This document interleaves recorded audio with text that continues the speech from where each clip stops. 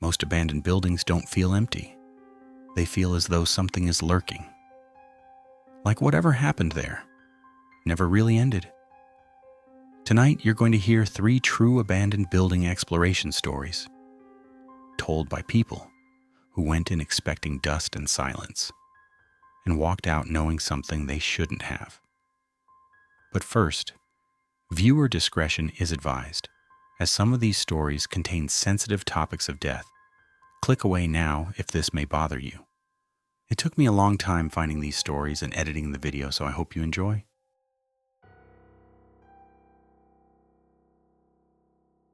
I grew up in southern Connecticut, close enough to the shoreline that everything smells faintly of salt and rust if you walk far enough off the main roads. My friend Evan and I had been exploring abandoned places since high school. Empty factories, half-collapsed motels, boarded-up schools that were waiting to be demolished. We never broke locks, never took anything. We told ourselves we were just documenting places before they disappeared. The prison sat on the edge of a wooded property that most people drove past without noticing. It had been shut down years earlier, quietly after budget cuts and structural concerns. No fences anymore, no guards. Just a chain-link gate hanging open like it had given up. From the outside, it didn't look dramatic. Brick walls, narrow windows, a main entrance with peeling paint and a faded seal above the door. But the moment we stepped inside, the air changed. Cooler, stale, like the building had been holding its breath. The first thing we noticed was sound. Not footsteps, not voices. Just small things that shouldn't have been loud enough to matter. Water dripping somewhere deep in the building, each drop echoing too clearly through the corridors.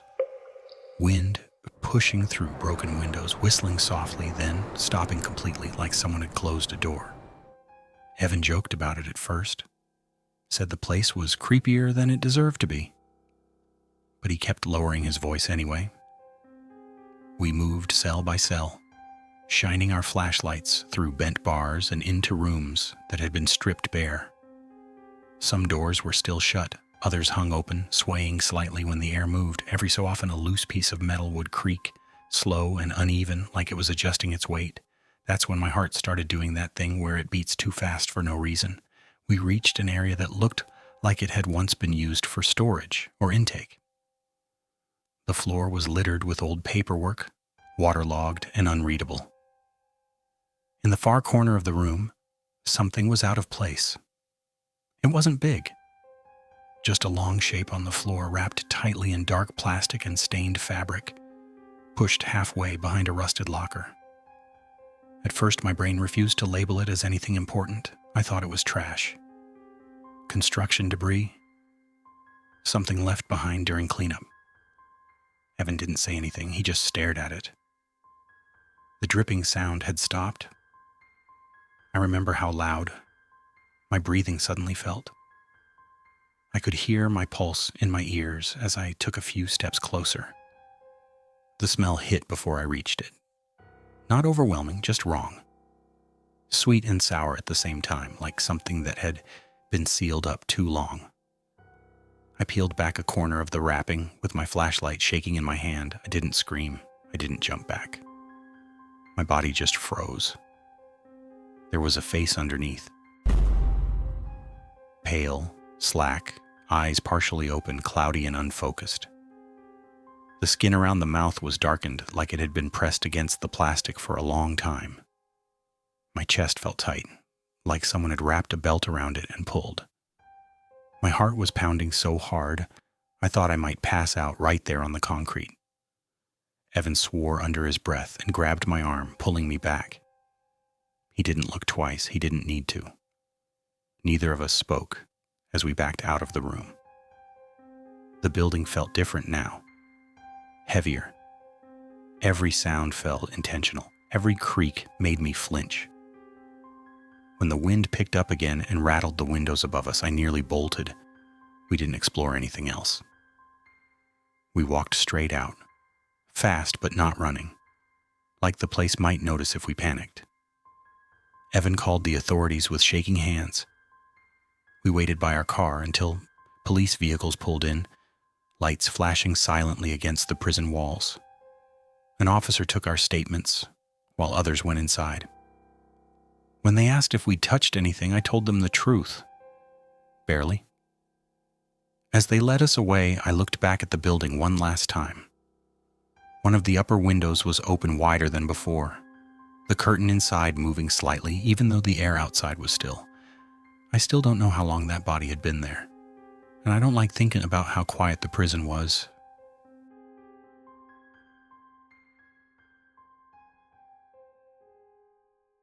I explore alone. Not because it's safer, it isn't, but because abandoned places feel different when there's no one else to anchor the experience. No small talk, no nervous laughter, just you, the building, and whatever history never quite left. The motel was off a state highway that barely got used anymore, somewhere between two Connecticut towns. Most people only recognized from exit signs. It had shut down suddenly years ago after a fire inspection failed. After that, it just sat there, rotting in place, while traffic rushed past without looking. From the outside, it looked empty in the way only motels can. Doors lining a long corridor, faded numbers hanging crooked above each room, a cracked swimming pool filled with leaves and rainwater. I parked far enough away that my car couldn't be seen from the rooms. That was habit. I told myself it was to avoid attention. In reality, I didn't want to think about how fast I could leave if something went wrong. The air smelled like damp carpet and mildew as soon as I stepped onto the walkway. My footsteps echoed louder than I expected, sharp against the concrete. Somewhere, a loose sign creaked in the wind, tapping rhythmically against its metal mount. I started at room 1. Most of the doors were unlocked. Inside, the rooms were nearly identical stripped beds, overturned dressers, televisions smashed or missing entirely. Curtains hung in stiff, sun-bleached folds. Every so often I'd hear a faint noise that made me pause. The rustle of fabric, water dripping inside the walls, the low groan of the building settling. By room 5, my nerves were already tight. Room 7 was different. The door was closed. That alone wasn't unusual, but the handle was warm when I touched it. Not hot, just not cold, like everything else.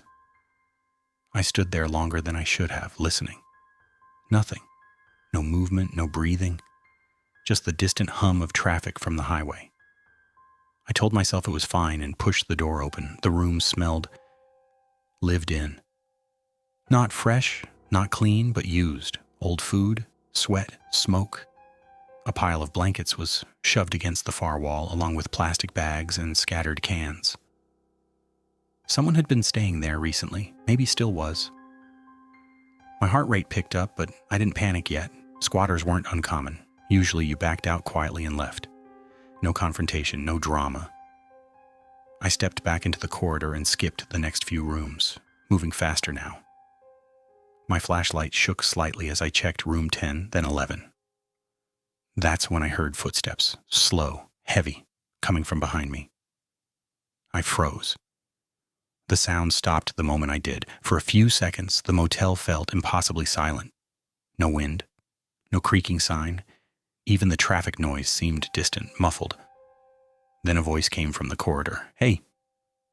It wasn't loud, it wasn't shouted, it was close. I turned around. A man stood a few doors down, half in shadow. Late 30s, maybe older. Dirty jacket. Beard uneven and patchy. His eyes were fixed on me, unblinking. "What are you doing here?" he asked. I lied immediately, said I was just taking photos, said I'd be leaving. My mouth felt dry, my words rushed and unconvincing. He stepped closer. "You went in my room," he said. It wasn't a question, I apologized. Took another step back. My heart was hammering now, loud enough that I was sure he could hear it. He smiled, but there was no humor in it. "People don't just walk through here anymore," he said. "You shouldn't be here." The way he said it, slow, deliberate, made my stomach drop. I turned and ran. I didn't wait to see if he followed. My boots slapped against the concrete as I sprinted down the corridor, my flashlight bouncing wildly. I heard shouting behind me, words blurring together, footsteps accelerating. Panic took over completely. I vaulted the railing at the end of the walkway instead of using the stairs, landing hard and nearly twisting my ankle. I didn't stop. I ran across the overgrown lot, through weeds and broken glass, lungs burning, vision narrowing. I didn't look back until I reached my car. The motel stood quiet again, dark windows staring back at me. No movement, no figure in the doorway. I drove off shaking so badly I had to pull over a mile down the road. Later, I realized something that still makes my skin crawl. When I first entered the motel, I thought I was alone. I wasn't.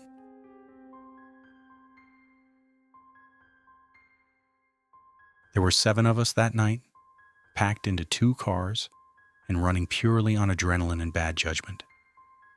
Someone had found the factory on an old forum, a massive concrete structure on the edge of an industrial estate that had been shut down for over a decade. The sign on the fence should have been enough. Warning, do not enter. The letters were faded, one corner hanging loose, rattling softly in the wind. We climbed through anyway. Inside, the factory felt hollow and wrong.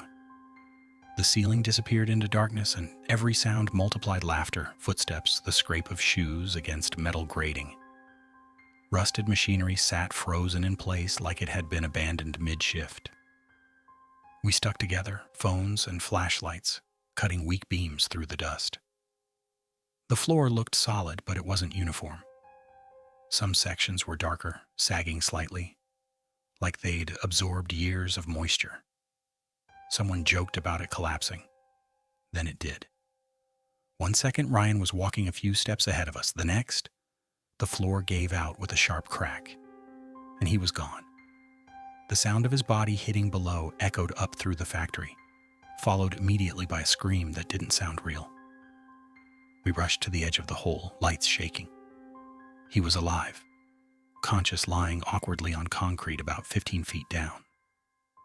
His ankle was bent at an angle that made my stomach turn. Getting him out was chaos. Someone called an ambulance, but when they asked what happened, we all froze. None of us wanted to explain where we'd been. At the hospital, we told them it was a trampoline accident. No one questioned it. Ryan needed surgery. We all went home shaken. The factory was demolished a few months later. I still think about that warning sign and how it wasn't there to scare people away. It was there because the building was already falling apart.